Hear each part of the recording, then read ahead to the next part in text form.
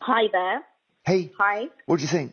Um, so my point is what the better question might be, why would Prince Harry and Meghan actually want to return as publicly funded royals? Um, there were original conditions that caused them to step back, and one of them was press targeting, and we're sort of seeing that on the conversation today, where Emma and Kelvin are spreading misinformation, where they claim that it was Harry and Meghan's attacks, which ruined caused all the problems. But as you yourself, Jeremy, have said, there were palace briefings against them, which started back in 2018, and even things like the story around, bridesmaid tears, that came from the palace.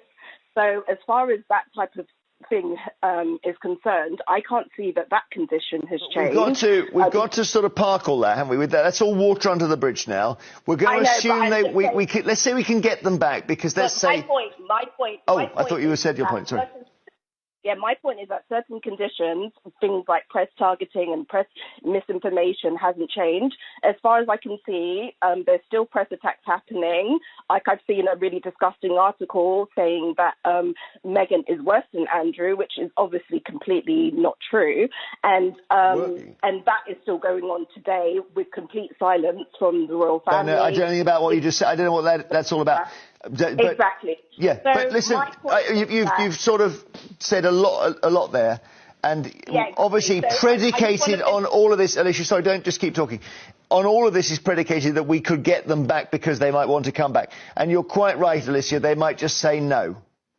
Yeah, so my point is that where certain conditions haven't changed, they're going off and they're doing incredible work, as we're seeing in Jordan today, for example. They're supporting their causes, and they're doing it independent of public funding, and they're obviously able to.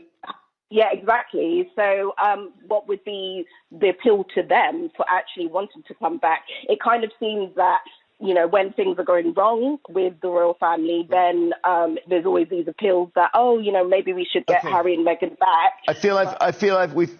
I hope you feel you've had enough time, Alicia. I don't mean to in any way cut you off, but that's very wise.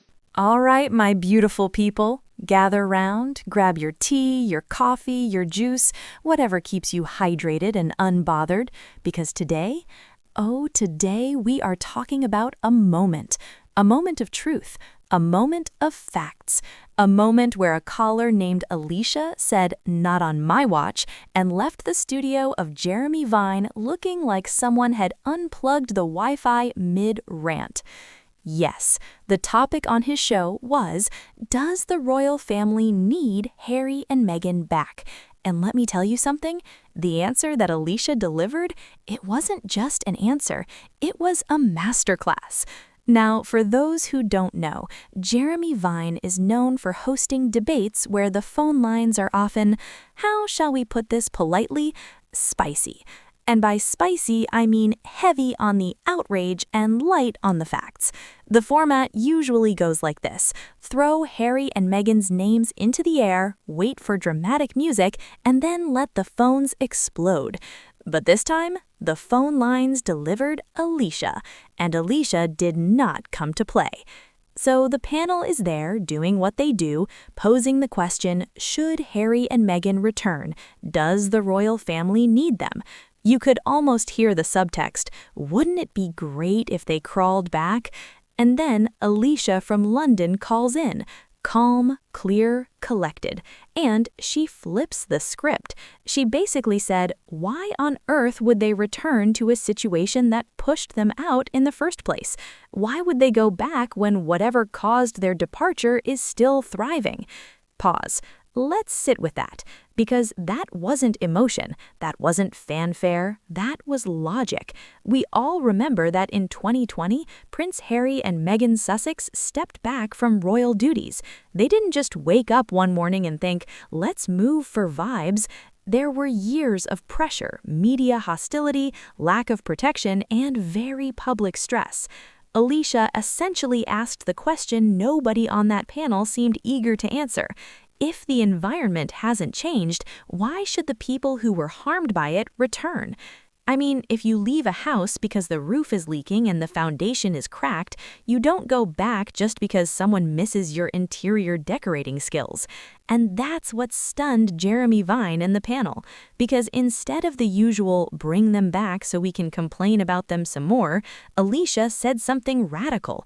She said they seem happier. She pointed out they're thriving in America. She pointed out they're supporting causes they genuinely care about. She pointed out that the obsession with them is starting to look, well, a little one-sided. And you could almost feel the studio energy shift. You know that awkward silence when someone politely but firmly dismantles the narrative? That.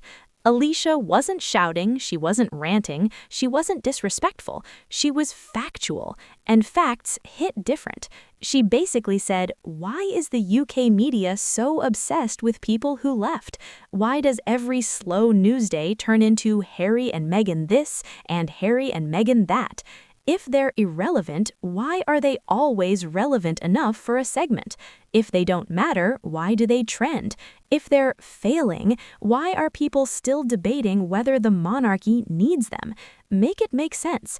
Now, let's be honest. The idea that the royal family needs them is interesting in itself.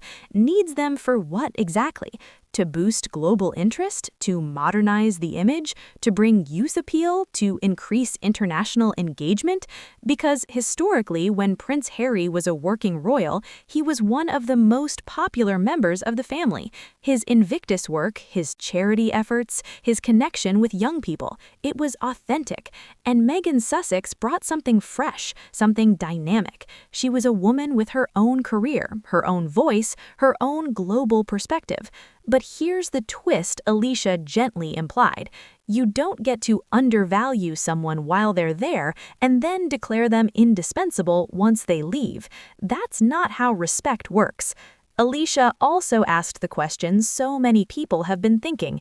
If they are so miserable in America as critics claim, why do they look so relaxed? Why do they continue building projects? Why do they keep showing up to support causes? From mental health advocacy to veterans initiatives to community work, they've carved out a lane that fits them, and they did it without the palace machine. Now, let's talk about that happiness point, because that's important. You know how sometimes you see people after they leave a toxic job, and suddenly they're glowing, skin clear, smiling more, energy lighter?